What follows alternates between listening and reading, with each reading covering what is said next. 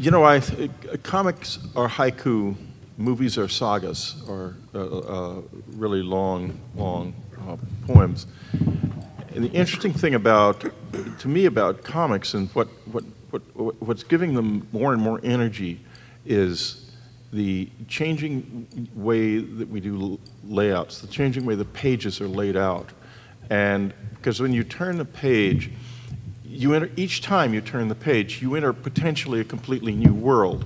And the beauty of comics is that you can do something that's completely impossible to do in movies even now, like Mobius. I don't think a lot of Mobius is translatable into the movies at all, but what incredible comics they are.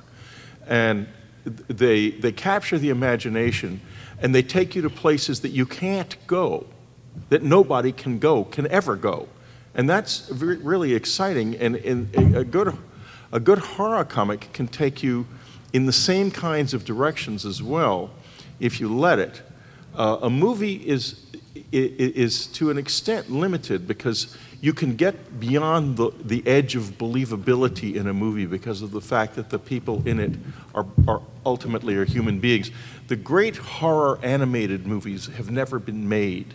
Not yet. There have been some pretty good ones, but the ones that we will count among the greatest movies ever made have not yet been made because the animation is just beginning to think about exploring these areas because they're sort of off the demographic that they're now mining.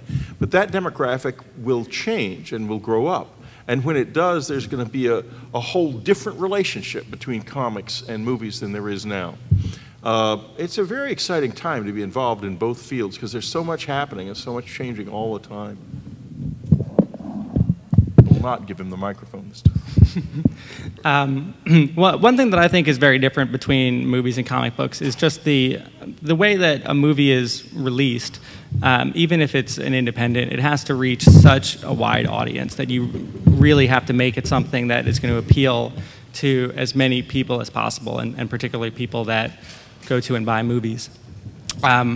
Whereas comic books, you can really focus on a core audience that maybe has very unique and weird tastes that you dig and you want to sort of tackle in a creative way. And you can make weirdo stuff in comic books in a way that's actually really difficult to get made in a movie because you can take your time with it once it's in release. The comic books will still carry it and still talk about it. Whereas if a movie comes out, it's out for a weekend, it's on DVD for a week before the retailers and the theaters have to move on to the next thing.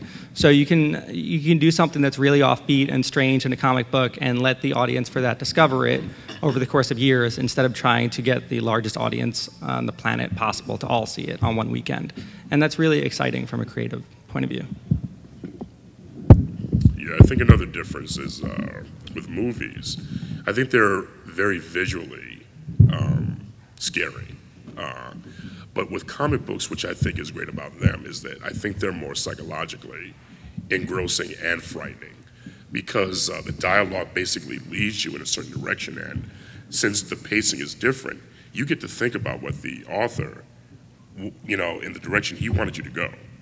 And you marinate on that, and it really starts to become a little bit more disturbing, I think, and it makes you think about that on that emotional level that movies can do, but I think comic books do it a lot better. Well, I just wonder, how about we give you guys a chance to ask each other a question or two? Do you guys have anything that you would like to ask each other? Yes, no? Unfortunately, because I'm like triple booked, I'm gonna have to leave. But I wanted to add one more thing.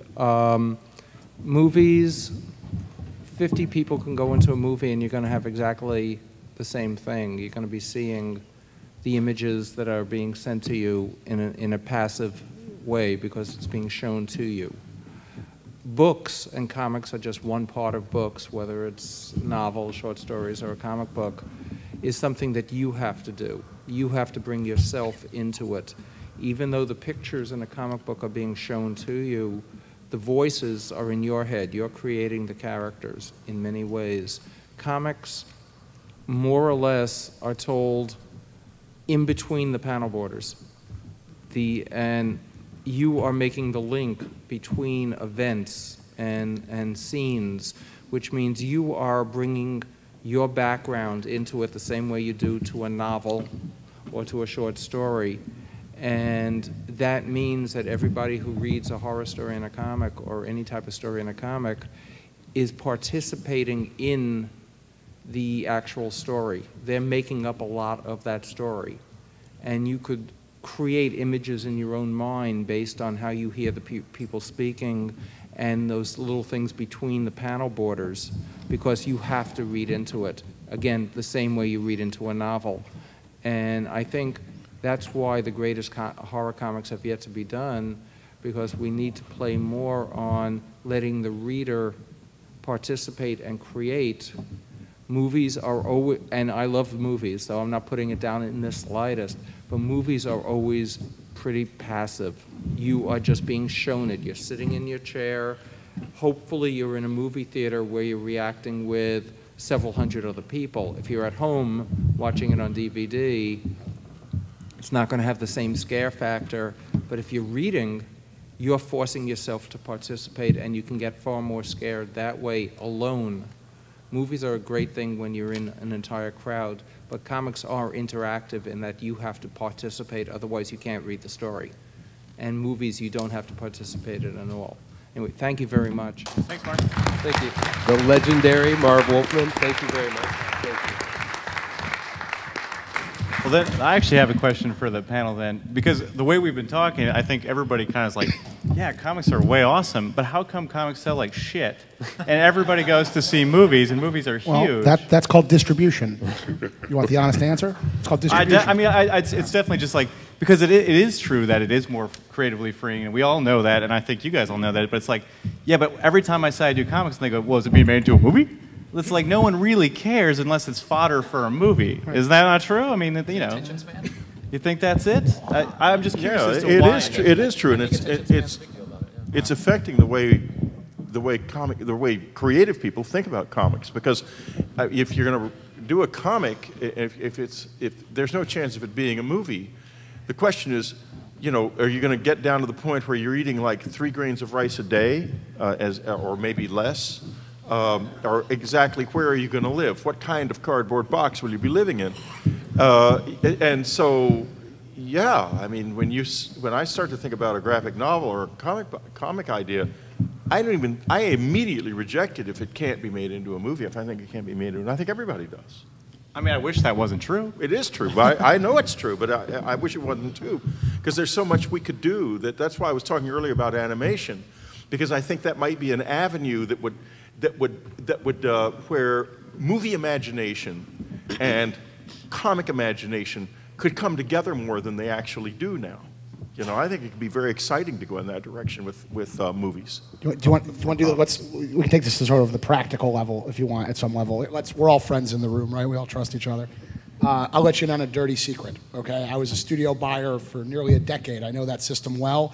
The larger entertainment industry is about to shrink by 25 or 30%. Okay? That has an absolute ripple effect on this business. These are symbiotic businesses, and half the Hollywood jackasses down here are here for that very same reason, because they are anticipating, you know, they are driven. You guys are horror fans. Have you seen any horror remakes lately by chance? Right? Okay? Why do you think that's happening, guys? Okay? Because it's a library title. It's inexpensive to develop, and it's got a built-in marketing base, okay, that allows me to open my movie. And if you were opening your movie at $2 million, you're joking earlier, you ain't opening your movie. Try 25. Right, yeah. Okay? It's 20 or 30. And so the good news for you guys and all of us, look, as horror fans, is, guys, because the business itself is going to shrink, all right, the mid-level movie, state of play at 85 plus, that's gone. You're never going to see that again. Horror movies, okay, and I used to get this all the time from people that go, when is this horror thing going to go away? And I go, are there going to be teenagers next year? And will there be teenagers the year after that? Yeah. Chances are it's not. And they never say that about romantic comedy, do they? I wish those would go away. I buy a ticket to a romantic comedy. I know the ending of that movie before I ever go. And, you know, I would argue that's as creatively bereft as they say horror is.